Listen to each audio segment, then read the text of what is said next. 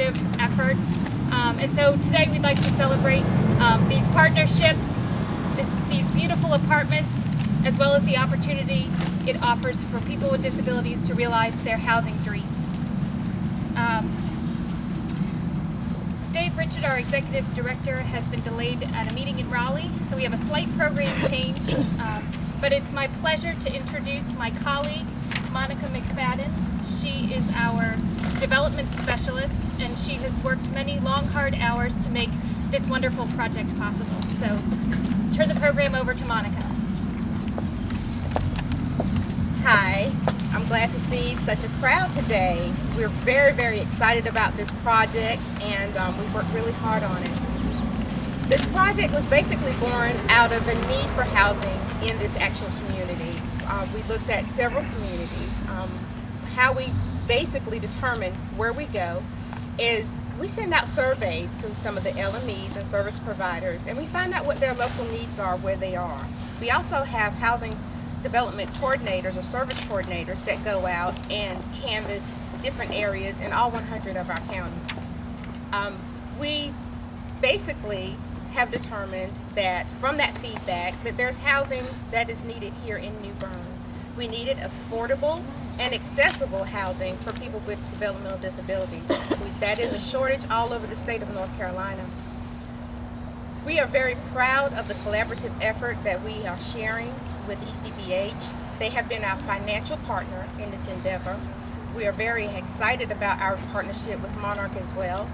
They will be providing services for this property as well as all our other properties here in New Bern as well as in Greenville.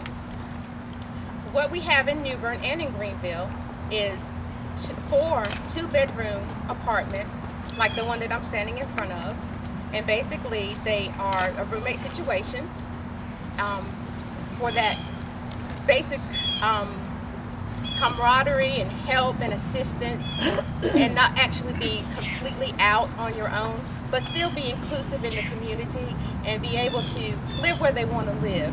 People with developmental disabilities are discriminated against very often, and this is a project that we're very proud of, and we really look forward to people coming in, getting those applications in through Monarch, and coming through. A lot of people have been through already. A lot of parents are very excited about these properties and would love for their children to live here.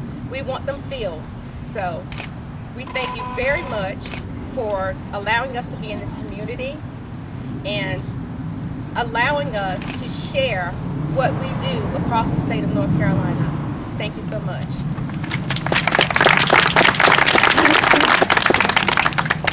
Thank you, Monica. Next, it's my pleasure to introduce Cindy Ellers, Assistant Area Director for East Carolina Behavioral Health.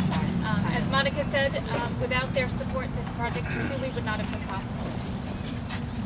First, I'd like to thank you all for coming. I really appreciate seeing a lot of familiar faces here today. It has been our pleasure to work with the ARC of North Carolina and Monarch on this project to bring housing for individuals with developmental disabilities to the Craven County area, which is just one of many counties that East Carolina Behavioral Health supports.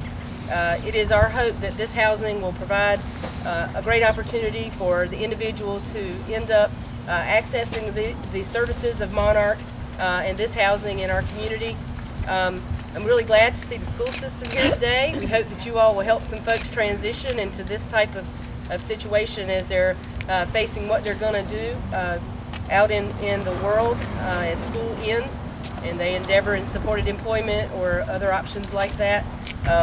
It's just a great opportunity to start here and create a different kind of future for individuals with developmental disabilities and their families.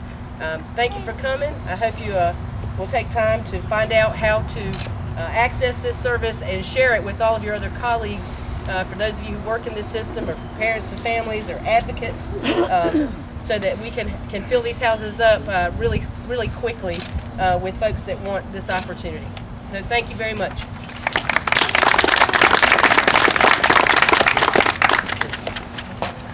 Thank you, Cindy. One of our other major partners on this project has been Monarch. We've partnered with them for many years on different projects, and it's my pleasure to introduce Chief Operating Officer Jim Kelly. Both I stand in back to the grand entrance, right?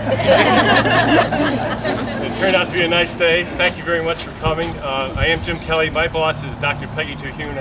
On behalf of the people we support, people we're about to support, our board and Peggy, we want to thank you all for giving us this opportunity to provide some service. And like Cindy said, this is a very, very important service to us. So I'm going to state the obvious.